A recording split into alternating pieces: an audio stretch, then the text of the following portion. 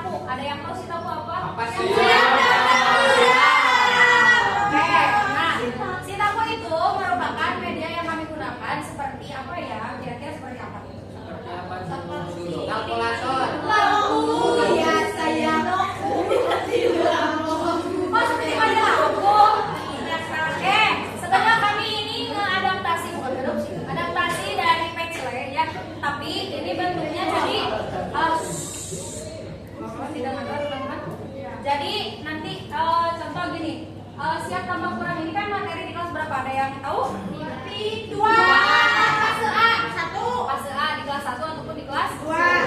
Nah, jadi ini ya cara pemainnya dari Sitaku ini. Kalau misalkan ada medianya mudah, tapi karena memang medianya tidak ada, jadi kita lihat saja di sini. Nah, kami bikin 2 gitu ya, karena memang berkelompok. Jadi giliran nanti ketika memang kelompok ini sebelah sini, kelompok ini sebelah sini. Nah, ini medianya. Nah, teman-teman misal nanti si anaknya disuruh maju ke depan gitu ya. Maju ke depan maksudnya contoh anak-anak menempati nomor 1 dulu. Nanti akan ada instruksi, contohnya bergeser ke sebelah kanan 3 langkah. 1, 2, 3. Bentuknya soal cerita gitu ya, teman-teman semuanya. Jadi si anak-anak itu ikuti instruksi yang kami berikan. Kaidah kurang lebihnya seperti itu. Nah, untuk materinya itu tentang operasi itu penjumlahan dan pengurangan 1 sampai 20 menggunakan benda konkret. Nah, selain dari ini, kita juga menggunakan stiker ya, stick es krim yang itu tuh ada buah-buah, ada ditempel dari buah.